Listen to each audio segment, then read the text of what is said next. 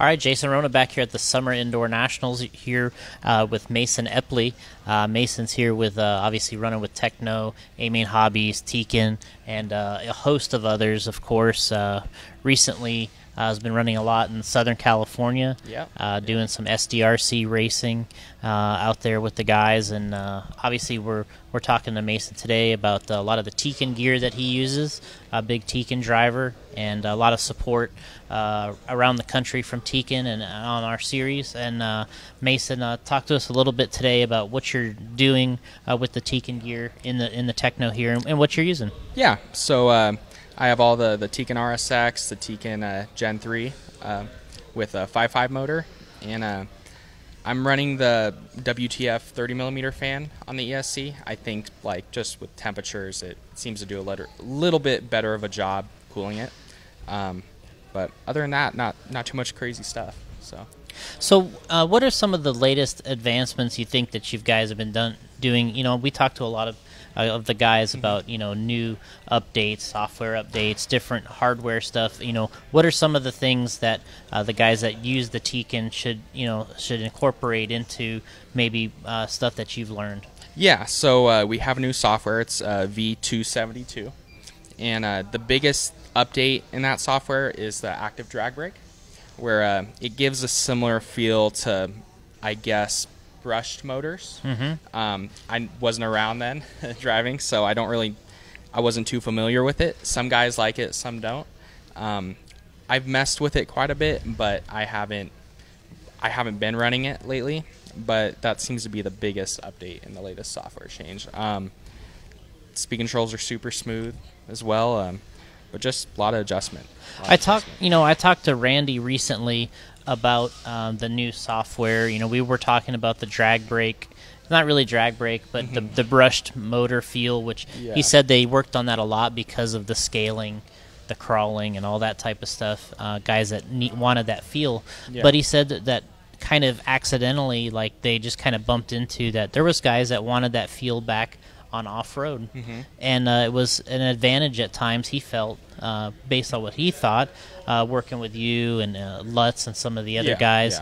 And can you explain, like, when you do try something like that, how you might go about testing it, or, you know, maybe walk us through how you would do it at, like, SDRC or something like that? Yeah, so the biggest thing is, like, when you let off the car, like, say if you let off 50% of your trigger pull, it's going to slow down immediately to 50% throttle. It's not going to coast. It's not going to do anything. Like I said, I don't run it much, but the biggest, the time that we really run it is on carpet or turf. That seems to be a pretty big advantage on those types of surfaces. But I would definitely recommend people to try it and see if they like it. It's hard to explain how it feels, but I would definitely recommend it. You know, we do a lot, you know, we work with Randy and Tekin a lot with some of our, you know, our monster truck stuff, our drag racing stuff. We have a lot of projects where we use a lot of Tekin gear, you know, but, you know, a lot of guys I think are really accustomed to the 8-scale lineup of product and, you know, what it looks like. And, you know, as far as 10-scale, tell us about the Gen 3 motor and, you know, kind of when you might run a 5.5 versus a 6.5 or 7.5, you know, that type of thing. Yeah, so the biggest thing with the Gen 3 motor is it's quite a bit lighter. It stays much cooler than the previous motors, and then it's just a lot smoother. It's more drivable. So I normally run a 6.5 in my four-wheel, but with this track, I put the 5.5 in yesterday, and I thought it was quite a bit better. But normally on most tracks, I end up running a 6.5. Okay. So. And, you know, but on this track, I mean, we're running basically slick tires. Yeah. It's a big indoor track, but at the same time, we're doing quick laps. Yeah. Why did you go for the 5.5 here as opposed to maybe some other track? On this layout, there's just a lot of straight shoots where you're constantly full throttle and then off. I mean, there's a couple technical sections, but for the most part, it's you're pretty wide open on the throttle most of the time, and the straightaway is pretty long compared to what I normally run at.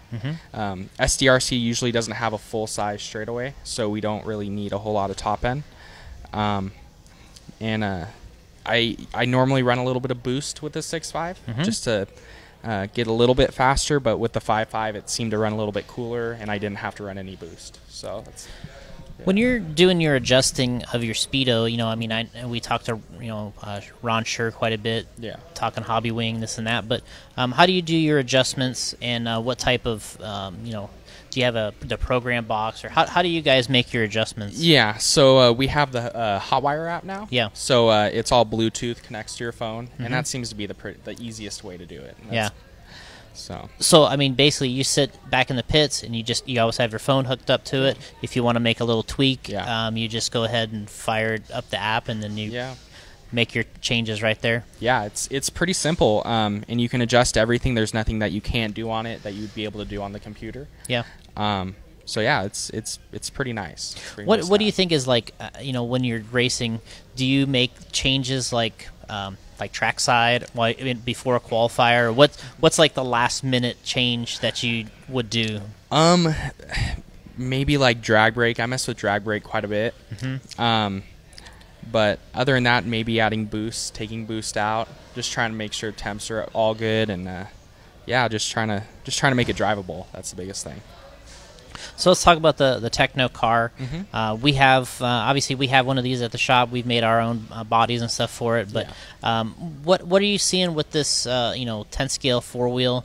For Tekno, you've been running their stuff for a while, but getting into 10 scale, how's it been received, and how is it doing? I think it's going pretty good. The car's been out for I think 8 or 9 months now, but it's been really solid. It's all basically stock, except for I moved my rear shocks in front of the shock tower. I think the car is quite a bit better on higher grip when you do that, but not a whole lot that you have to do to it.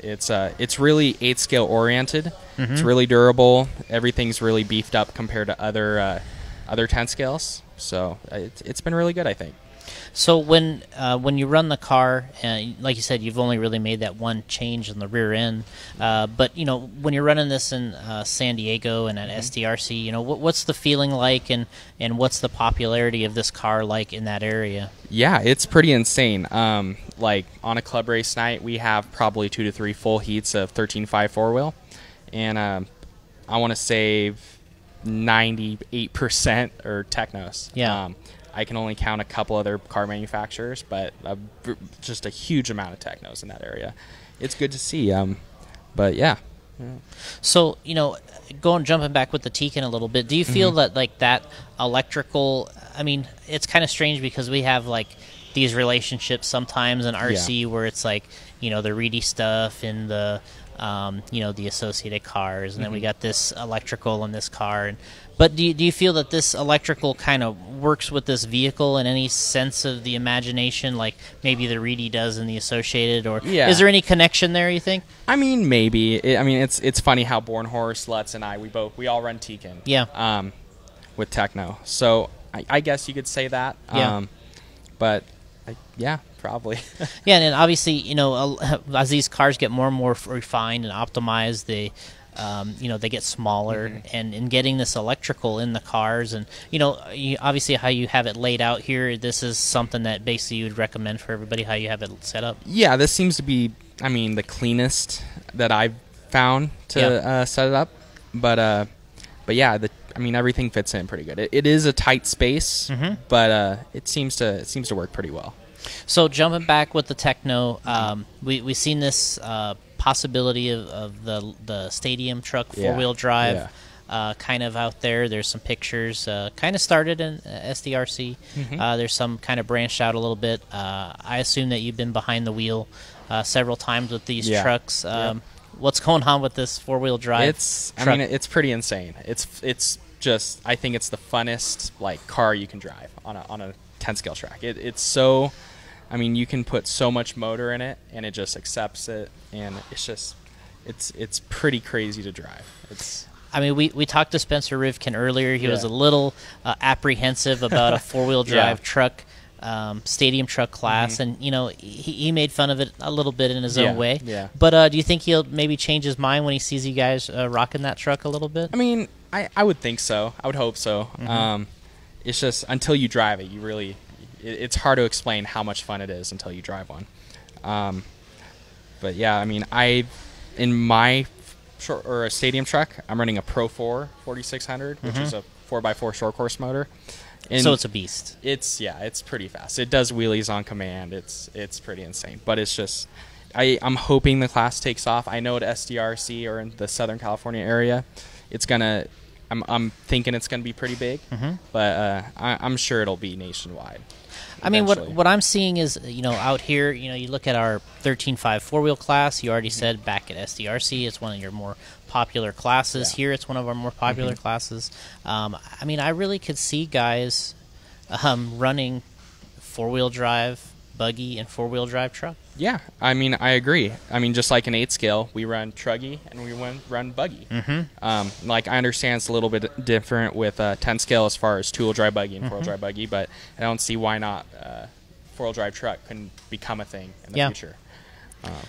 Yeah.